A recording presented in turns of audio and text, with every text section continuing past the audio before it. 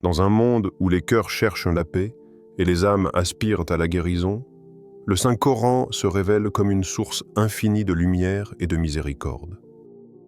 Chaque verset est une clé qui ouvre les portes de la sérénité intérieure, une réponse aux blessures invisibles que nous portons. Aujourd'hui, nous allons plonger dans les versets de guérison, récités avec douceur, afin que chaque mot devienne un baume pour l'esprit et un souffle de rahma pour l'âme. Abonne-toi à Voix du Tajwid islamique, partage cette lumière autour de toi et laisse ces paroles divines transformer ton cœur. 1. La première guérison. La lumière dans l'obscurité. Allah dit « Allah est la lumière des cieux et de la terre ». Coran 24, 35. Ce verset est une invitation à contempler la réalité invisible qui nous entoure, une vérité qui dépasse les limites de la perception humaine. Imagine une personne marchant seule dans une nuit sans étoiles, où chaque pas est incertain, où chaque souffle est chargé d'angoisse. Dans cette obscurité, une lampe s'allume soudain, et le chemin se révèle. Cette image est le reflet de ce que le Coran nous enseigne. La lumière divine n'est pas seulement une illumination extérieure, mais une guérison intérieure qui dissipe les ténèbres du doute, de la peur et de la solitude. La guérison commence par reconnaître que même dans nos moments les plus sombres, Allah est la lumière qui ne s'éteint jamais, une lumière qui ne dépend ni du soleil ni de la lune, mais qui jaillit du cœur de la foi. La lumière divine est une métaphore puissante qui traverse toute la révélation coranique. Elle n'est pas seulement une clarté physique, mais une guidance spirituelle qui éclaire les âmes perdues. Dans nos vies, nous rencontrons des nuits intérieures, la tristesse qui nous écrase, les épreuves qui nous paralysent, les erreurs qui nous font douter de notre valeur. Ces obscurités ne sont pas visibles aux yeux des autres, mais elles pèsent lourdement sur nos cœurs. Le verset nous rappelle que la guérison ne vient pas de nos propres forces, mais de la lumière d'Allah qui pénètre les profondeurs de l'âme. Cette lumière est une miséricorde, une présence constante qui ne nous abandonne jamais, même lorsque nous croyons être seuls. Prenons l'exemple d'un homme qui a perdu son emploi et qui se sent inutile, rejeté par la société. Chaque jour, il se lève avec un poids immense, incapable de voir un avenir. Dans cette obscurité, il ouvre le Coran et tombe sur ce verset « Allah est la lumière des cieux et de la terre ». Ce simple rappel devient une étincelle. Il comprend que sa valeur ne dépend pas de son statut social, mais de sa relation avec Allah. La lumière divine éclaire son cœur, et il retrouve la force de se relever, de prier, de chercher une nouvelle voie. La guérison n'est pas immédiate, mais elle commence par cette prise de conscience. Allah est toujours là, même dans la nuit la plus profonde. La lumière divine agit aussi comme une purification. Dans le Coran, Allah dit « Et nous avons fait descendre sur toi une lumière éclatante » Coran 414. Cette lumière est le Coran lui-même, une source de guidance qui nettoie les cœurs des impuretés, du désespoir et de l'ignorance. Lorsque nous récitons les versets, nous ne faisons pas que prononcer des mots. Nous laissons entrer une énergie spirituelle qui guérit les blessures invisibles. La récitation devient un acte de guérison, une manière de transformer l'obscurité intérieure en clarté. Il est fascinant de constater que la lumière divine ne se limite pas à apaiser. Elle inspire aussi. Elle pousse l'homme à agir, à sortir de l'immobilisme.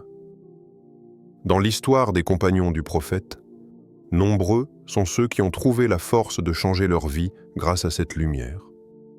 Omar ibn al-Khattab, par exemple, était au départ un adversaire farouche de l'islam. Mais lorsqu'il entendit la récitation du Coran, la lumière divine pénétra son cœur et transforma son existence. Ce passage de l'obscurité à la lumière est une guérison spirituelle qui montre que personne n'est condamné à rester dans les ténèbres. La lumière divine est aussi une promesse de sécurité. Dans le Coran, Allah dit « Celui qu'Allah guide, nul ne peut l'égarer » Coran 39-37. Cette guidance est une lumière qui protège contre les illusions du monde. Dans nos vies modernes, nous sommes entourés de distractions, de fausses lumières qui nous promettent le bonheur mais qui nous laissent vides. La lumière d'Allah, elle, ne trompe pas. Elle guérit en nous rappelant que la véritable paix ne se trouve pas dans les biens matériels, mais dans la proximité avec le Créateur.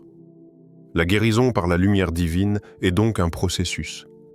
Elle commence par la reconnaissance de notre obscurité, elle se poursuit par l'accueil de la guidance coranique, et elle s'accomplit dans la transformation de notre vie. Chaque fois que nous récitons un verset, chaque fois que nous méditons sur les paroles d'Allah, nous allumons une lampe dans notre cœur. Cette lampe peut sembler fragile, mais elle est alimentée par une source infinie. Elle ne s'éteint jamais, car elle est reliée à la lumière des cieux et de la terre. Quelle obscurité dans ta vie pourrait être dissipée si tu laissais entrer la lumière divine? Deuxième guérison, le rappel qui apaise le cœur. Allah dit, en vérité, c'est par le rappel d'Allah que les cœurs trouvent la quiétude. Coran 13, 28. Ce verset est une promesse divine, une vérité intemporelle qui traverse les siècles et les cultures, et qui continue de résonner dans le cœur de chaque croyant. Le rappel d'Allah ou dhikr n'est pas une simple répétition mécanique de mots, mais une immersion spirituelle, une respiration de l'âme qui se reconnecte à son Créateur. Imagine un homme accablé par les soucis, assis seul dans une chambre silencieuse. Ses pensées sont lourdes, ses inquiétudes l'écrasent et son cœur bat avec une angoisse qu'il ne peut apaiser. Alors, il prononce doucement « Subhanallah ».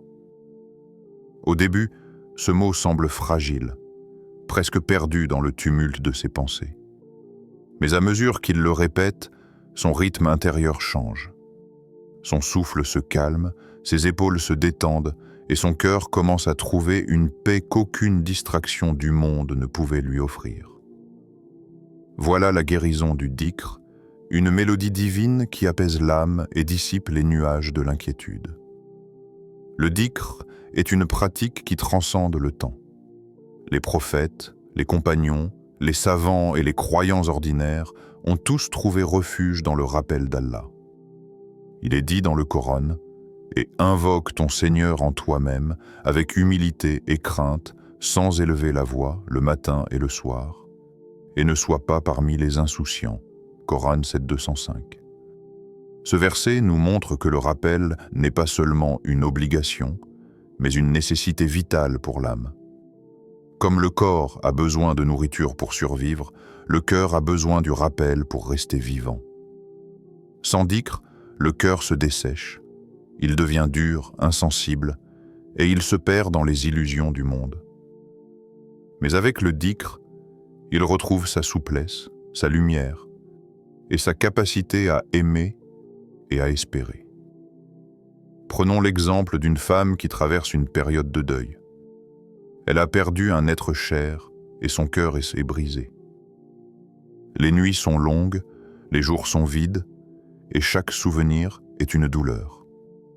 Mais dans sa solitude, elle se met à répéter « Inna lillahi wa inna ilayhi raji'un » Nous appartenons à Allah, et c'est vers lui que nous retournerons. Coran 256. Ce verset, répété encore et encore, devient pour elle une source de guérison. Elle comprend que la perte n'est pas une fin, mais un retour vers Allah. Son cœur, bien que blessé, trouve une quiétude dans cette vérité. Le dhikr transforme sa douleur en acceptation et son désespoir en patience.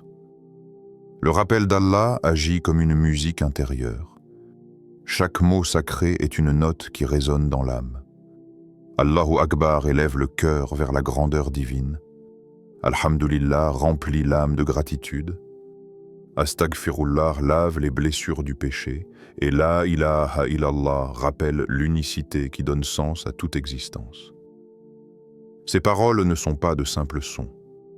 Elles sont des remèdes. Elles guérissent l'anxiété. Elles apaisent la colère. Elles dissipent la tristesse. Elles sont comme une pluie douce qui tombe sur un sol aride, redonnant vie à ce qui semblait perdu. Dans l'histoire des compagnons du prophète, on trouve de nombreux exemples de cette guérison par le rappel. Bilal ibn Rabah, esclave affranchi et compagnon fidèle, fut torturé pour sa foi. Sous le poids des pierres brûlantes, il répétait inlassablement « Ahad, Ahad, un. » Ce dhikr était sa force, son refuge, son guérison. Malgré la douleur physique, son cœur était apaisé par la certitude de l'unicité divine. Son exemple nous montre que le dhikr n'est pas seulement une pratique de confort, mais une arme spirituelle contre les épreuves les plus dures. Le dhikr est aussi une protection.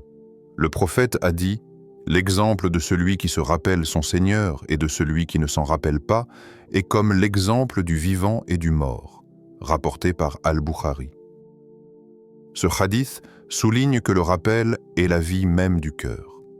Sans lui, l'homme est comme mort, incapable de ressentir la présence divine.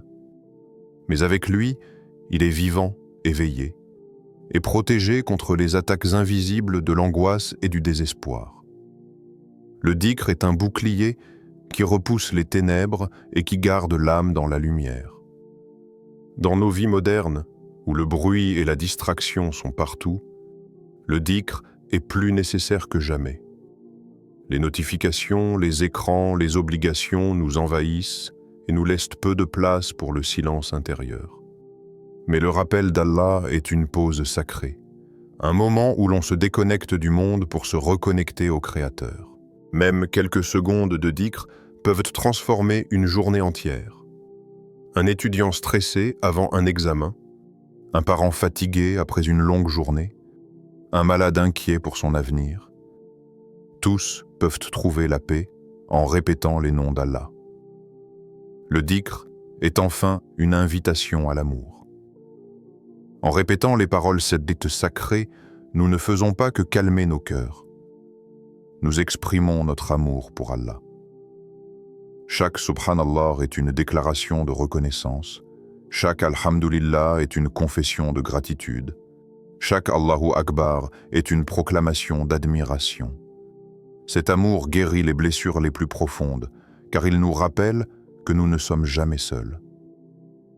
Allah est toujours là, attentif, proche, et sa miséricorde enveloppe ceux qui se souviennent de lui. Quelle parole d'Allah répètes-tu quand ton cœur est lourd? 3. La troisième guérison. La patience face aux épreuves. Allah dit « Ô vous qui avez cru, cherchez secours dans la patience et la prière, car Allah est avec ceux qui patientent. » Coran 253. Ce verset est une clé spirituelle qui ouvre la porte de la guérison intérieure. La patience ou sabre n'est pas une simple endurance passive, mais une force active qui transforme la douleur en sagesse et les épreuves en opportunité de rapprochement avec Allah. Imagine une femme qui vient de perdre un être cher. Ses larmes coulent comme une rivière, chaque souvenir est une blessure, et chaque silence est une lourde absence. Pourtant, dans sa douleur, elle se tourne vers la prière. Ses prosternations deviennent des confidences, ses invocations des perles de foi. Elle découvre que la patience n'est pas une résignation, mais une guérison, une manière de transformer la souffrance en lumière, de faire de ses larmes un chemin vers Allah. La patience est une vertu centrale dans le Coran. Allah dit « Et nous vous éprouverons certes par un peu de peur, de faim, de diminution de biens, de personnes et de fruits. Et fait la bonne annonce aux endurants. » Coran 255. Ce verset nous rappelle que les épreuves sont inévitables, qu'elles font partie de la vie humaine. Mais il nous rappelle aussi que la patience est une réponse divine à ces épreuves. Elle n'est pas une faiblesse, mais une force qui nous permet de traverser les tempêtes sans perdre notre foi. La guérison par la patience est donc une transformation. Elle change la douleur en sagesse, la perte en espoir et la souffrance en proximité avec Allah. Prenons l'exemple d'un homme qui perd son travail et se retrouve dans une situation de grande difficulté. Au lieu de céder au désespoir, il choisit la patience. Il se rappelle que le prophète a dit « Quiconque cherche à être patient, Allah lui donnera la patience. » Et personne n'a reçu un don meilleur et plus vaste que la patience, rapporté par Al-Bukhari et Muslim. Ce hadith devient pour lui une source de force. Il comprend que sa situation n'est pas une punition, mais une épreuve destinée à renforcer sa foi. Sa patience lui permet de garder son calme, de chercher des solutions et de ne pas perdre confiance en Allah. La guérison est dans cette attitude. Au lieu de se laisser écraser par la douleur, il la transforme en sagesse et en force. La patience est aussi une école de l'âme. Chaque épreuve est une leçon, chaque difficulté une opportunité d'apprendre. Une personne malade, par exemple, peut voir sa maladie comme une injustice. Mais si elle choisit la patience, elle découvre que la maladie est une purification, une manière de se rapprocher d'Allah. Le prophète a dit « Aucun mal n'atteint le croyant, qu'il s'agisse de fatigue, de maladie, de tristesse, de préjudice ou d'angoisse, même une épine qui le pique, sans qu'Allah n'efface par cela une partie de ses péchés. » Rapporté par Al-Bukhari et Muslim. Ce hadith montre que la patience face à la douleur est une guérison spirituelle. Elle efface les péchés, elle purifie l'âme et elle rapproche le croyant de son Seigneur. La patience est également une lumière dans les relations humaines. Une personne blessée par une trahison peut choisir la colère et la rancune. Mais si elle choisit la patience, elle découvre la force du pardon. Elle comprend que la rancune est une obscurité qui enferme le cœur, tandis que la patience est une lumière qui libère.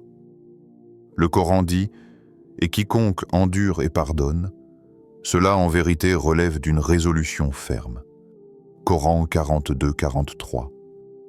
Ce verset nous montre que la patience n'est pas seulement une guérison personnelle, mais aussi une guérison collective. Elle permet de rétablir la paix, de reconstruire les liens et de transformer la douleur en sagesse partagée. La patience est enfin une voie vers la proximité avec Allah. Dans le Coran, Allah dit « Et Allah aime les endurants » Coran 346. Être patient, c'est être aimé par Allah. C'est une guérison qui dépasse la simple apaisement de la douleur. C'est une élévation spirituelle, une manière de se rapprocher du Créateur. La patience est une preuve de confiance en Allah, une manière de dire « Je sais que tu es avec moi, même dans cette épreuve ». Cette confiance transforme la douleur en sagesse, car elle nous rappelle que chaque difficulté est une étape vers une récompense éternelle. Dans nos vies modernes, la patience est plus nécessaire que jamais. Nous vivons dans une société où tout est rapide, où l'on veut des résultats immédiats, où l'on fuit la douleur. Mais la patience nous rappelle que la guérison prend du temps, que la sagesse se construit dans l'attente et que la proximité avec Allah se gagne dans l'endurance. Un étudiant qui échoue à un examen, un parent qui lutte pour nourrir sa famille, un croyant qui traverse une crise spirituelle. Tous peuvent trouver la guérison dans la patience. Elle leur permet de transformer leur douleur en sagesse, leur épreuve en force et leur souffrance en lumière. Comment la patience peut-elle transformer ta douleur en sagesse ? 4. La quatrième guérison. Le pardon qui libère Allah dit « Pardonnez et réconciliez-vous. Ne voulez-vous pas qu'Allah vous pardonne » Coran 24-22. Ce verset est une invitation à plonger dans l'océan de la miséricorde divine, à comprendre que le pardon n'est pas seulement un acte social ou moral, mais une guérison spirituelle qui libère l'âme des chaînes invisibles de la rancune. Imagine un frère blessé par une trahison. Son cœur est lourd, ses pensées sont empoisonnées par la colère, et chaque souvenir de l'offense est une flamme qui brûle son esprit. Pourtant, au moment où il choisit de pardonner, il ressent une libération profonde. Son cœur se détend, son souffle devient plus léger, et la guérison coule en lui comme une rivière pure. Le pardon est une médecine spirituelle qui guérit les rancunes, apaise les blessures et ouvre la voie à la miséricorde divine. Le pardon est un thème central dans le Coran et la tradition prophétique. Il est dit « Et la rétribution d'une mauvaise action est une mauvaise action de même, mais quiconque pardonne et réforme, sa récompense incombe à Allah. » Coran 42-40. Ce verset nous montre que le pardon n'est pas une faiblesse, mais une force. Il ne s'agit pas de nier la douleur ou d'oublier l'injustice, mais de choisir une voie supérieure, celle de la guérison par la miséricorde. Pardonner, c'est refuser de laisser la rancune contrôler notre vie. C'est transformer une blessure en sagesse, une trahison en opportunité de croissance spirituelle. Prenons l'exemple d'un homme trahi par son meilleur ami. Pendant des mois, il nourrit une colère silencieuse, incapable de dormir, incapable de sourire. Chaque fois qu'il pense à cette trahison, son cœur se serre. Mais un jour, il lit ce verset « Ne voulez-vous pas qu'Allah vous pardonne ?» Coran 24, 22. Cette question résonne en lui comme une révélation. Il comprend que son propre pardon envers son ami est lié au pardon qu'il espère d'Allah. En choisissant de pardonner, il ne fait pas seulement un geste envers son ami, mais il ouvre son cœur à la miséricorde divine. Ce choix devient une guérison. Sa colère disparaît, son sommeil revient et son sourire renaît. Le pardon est aussi une libération psychologique. La rancune est une prison invisible qui enferme l'âme. Elle nous fait revivre sans cesse la douleur. Elle nous empêche d'avancer. Elle nous prive de paix. Mais le pardon brise ces chaînes. Il nous permet de tourner la page, de respirer à nouveau, de retrouver la sérénité.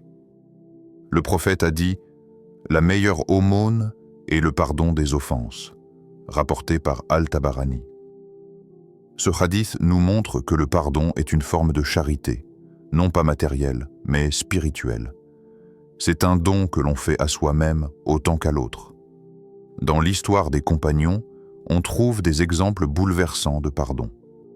Abu Bakr as-Siddiq, le compagnon le plus proche du prophète, fut blessé lorsqu'un membre de sa famille, qu'il aidait financièrement, participa à une calomnie contre sa fille, Aïcha. Sa douleur était immense, et il décida d'arrêter son aide. Mais Allah révéla ce verset « Pardonnez et réconciliez-vous. Ne voulez-vous pas qu'Allah vous pardonne ?» Coran 24, 22. Abu Bakr pleura en entendant ces paroles et dit « Oui, je veux qu'Allah me pardonne. » Alors il reprit son aide et pardonna. Cet exemple montre que le pardon n'est pas seulement une guérison personnelle, mais une obéissance à Allah, une ouverture à sa miséricorde. Le pardon est aussi une force sociale. Dans une communauté, les rancunes et les conflits peuvent détruire l'unité. Mais le pardon répare les liens. Il rétablit la confiance. Il construit la paix. Le Coran dit « Repousse le mal par ce qui est meilleur. Et voilà que celui avec qui tu avais une animosité devient comme un ami chaleureux. » Coran 40 et 1,34. Ce verset nous montre que le pardon peut transformer un ennemi en ami, une rancune en fraternité. Il est une guérison collective qui apaise les tensions et qui ouvre la voie à une société plus juste et plus miséricordieuse. Le pardon est enfin une voie vers la proximité avec Allah. Pardonner, c'est imiter la miséricorde divine. Allah est Al-Ghafour, le pardonneur, et Ar-Rahim, le miséricordieux. Chaque fois que nous pardonnons, nous nous rapprochons de ses attributs. Nous devenons des reflets de sa miséricorde dans ce monde. Le prophète a dit « Soyez miséricordieux envers ceux qui sont sur la terre, et celui qui est au ciel sera miséricordieux envers vous », rapporté par Al-Tirmidhi. Ce hadith nous rappelle que le pardon attire la miséricorde divine. Pardonner, c'est ouvrir la porte à une guérison spirituelle qui dépasse notre propre vie. Dans nos vies modernes, le pardon est plus nécessaire que jamais. Les conflits familiaux, les trahisons amicales, les injustices sociales nous entourent. La rancune est facile, mais elle détruit. Le pardon est difficile, mais il guérit. Un couple blessé par une infidélité, des frères séparés par une dispute d'héritage, des collègues divisés par une injustice, tous peuvent trouver la guérison dans le pardon. Il ne s'agit pas de nier la douleur, mais de choisir la paix. Le pardon est une décision, un acte de courage, une médecine spirituelle qui libère l'âme. Le pardon est aussi une invitation à l'introspection. Lorsque nous refusons de pardonner, nous devons nous demander: ne sommes-nous pas nous-mêmes en attente du pardon d'Allah? Chaque jour, nous commettons des erreurs. Nous demandons à Allah de nous pardonner. Comment pouvons-nous espérer sa miséricorde si nous refusons de la donner aux autres? Le pardon est donc une cohérence spirituelle. Il aligne notre comportement avec notre foi, il nous rappelle que nous sommes tous des serviteurs d'Allah, tous en besoin de sa miséricorde. Le pardon est enfin une guérison qui transforme la douleur en sagesse. Chaque trahison pardonnée devient une leçon, chaque injustice surmontée devient une force. Le pardon nous apprend que la vie n'est pas parfaite, que les êtres humains sont faillibles, mais que la miséricorde est toujours possible. Il nous apprend que la paix intérieure ne dépend pas des autres, mais de notre propre choix de libérer notre cœur. Qui dans ta vie mérite ton pardon pour que ton âme retrouve la paix? 5e guérison, la confiance en Allah. Allah dit « Et quiconque place sa confiance en Allah, il lui suffit ». Coran 65:3.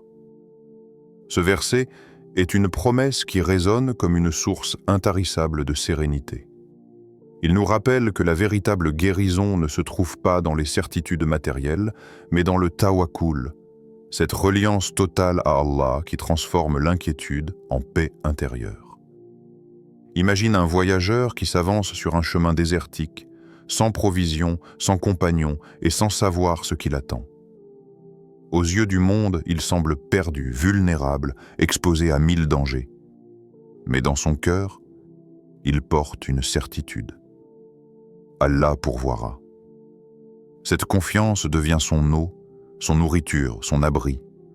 Chaque pas qu'il fait est une preuve de foi, et chaque souffle est une guérison contre la peur. Le tawakkul n'est pas une naïveté, mais une force spirituelle qui libère l'âme des chaînes de l'angoisse et qui ouvre la porte à la sérénité. La confiance en Allah est une guérison parce qu'elle nous délivre de l'illusion du contrôle. Nous vivons dans un monde où l'on croit que tout dépend de nos efforts, de nos calculs, de nos plans. Mais la réalité est que nous ne contrôlons presque rien. Ni la durée de notre vie, ni les événements qui nous frappent, ni les résultats de nos actions. Le Coran dit « Et c'est lui qui vous donne la vie et vous fait mourir. Et à lui appartient l'alternance de la nuit et du jour. Ne comprenez-vous donc pas ?» Coran 23:80. Ce verset nous rappelle que la maîtrise appartient à Allah seul. La guérison est dans l'acceptation de cette vérité. En déposant nos peurs entre ses mains, nous nous libérons du poids de l'illusion. Prenons l'exemple d'une mère inquiète pour son enfant malade. Elle passe des nuits blanches, son cœur est serré et chaque instant est une lutte contre l'angoisse. Mais lorsqu'elle se rappelle ce verset, « Et quiconque place sa confiance en Allah, il lui suffit », elle comprend que son rôle est de faire ce qu'elle peut, mais que le résultat appartient à Allah. Elle continue de soigner son enfant, de prier, de chercher des solutions, mais son cœur se détend. Elle dépose sa peur entre les mains d'Allah et cette confiance devient une guérison. Elle n'est plus écrasée par l'angoisse, mais portée par la sérénité. Le tawakkul est une reliance active. Il ne s'agit pas de rester immobile en attendant que les choses se résolvent, mais de faire des efforts tout en sachant que le résultat est entre les mains d'Allah. Le prophète a dit « Attache ton chameau et place ta confiance en Allah », rapporté par Al-Tirmidhi. Ce hadith illustre parfaitement l'équilibre du tawakkul. La guérison ne vient pas d'une passivité, mais d'une confiance active. Nous faisons ce qui est en notre pouvoir, mais nous déposons nos inquiétudes dans la miséricorde divine. La confiance en Allah est aussi une source de courage. Un croyant qui place sa confiance en Allah n'a plus peur des épreuves, car il sait qu'elles sont des tests et des opportunités de croissance. Le Coran dit « Et quiconque craint Allah, il lui donnera une issue favorable et lui accordera sa subsistance d'où il ne s'attendait pas. » Coran 65, 2-3. Ce verset est une promesse de délivrance et de provision. La guérison est dans cette certitude. Même lorsque tout semble fermé, Allah ouvre une porte. Même lorsque tout semble perdu, Allah apporte une solution. Cette confiance transforme la peur en espoir et l'angoisse en patience. Dans l'histoire des prophètes, le tawakkul est une constante. Ibrahim alayhi salam, jeté dans le feu par son peuple, plaça sa confiance en Allah. Le feu devint pour lui une fraîcheur et une sécurité. Moussa alayhi salam, poursuivi par Pharaon, se retrouva face à la mer. Son peuple paniqua, mais il dit « Non, mon Seigneur est avec moi, il me guidera. » Coran 26, 62. Et la mer s'ouvrit. Ces récits ne sont pas des légendes, mais des leçons. La confiance en Allah est une guérison qui transforme les situations impossibles en miracles. Dans nos vies modernes, le tawakkul est plus nécessaire que jamais. Nous sommes entourés d'incertitudes économiques, sociales, personnelles. Les peurs nous envahissent. Peur de l'avenir, peur de l'échec, peur de la perte. Mais la confiance en Allah est une guérison contre toutes ces peurs. Elle nous rappelle que nous ne sommes jamais seuls, que chaque difficulté est accompagnée d'une miséricorde, et que chaque épreuve est une opportunité de nous rapprocher de notre Créateur. Le tawakkul est enfin une invitation à la paix intérieure. Lorsque nous déposons nos peurs entre les mains d'Allah, nous découvrons une liberté nouvelle. Nous ne sommes plus esclaves de nos angoisses, mais serviteurs d'un Seigneur miséricordieux. Cette paix est une guérison qui transforme notre vie entière. Elle nous permet de sourire dans l'épreuve, de rester calme dans l'incertitude et de marcher avec confiance dans l'inconnu. Quelle peur pourrais-tu déposer entre les mains d'Allah aujourd'hui? Chaque verset du Saint-Coran est une source de guérison, une invitation à retrouver la paix intérieure et à marcher dans la lumière d'Allah. La récitation apaisante du Coran al-Rahma n'est pas seulement un son, mais une caresse pour l'âme. Que ces paroles sacrées deviennent ton refuge, ton remède et ton guide. Abonne-toi à Voix du Tajwid islamique, partage cette lumière autour de toi et laisse le Coran être ton compagnon dans chaque étape de ta vie.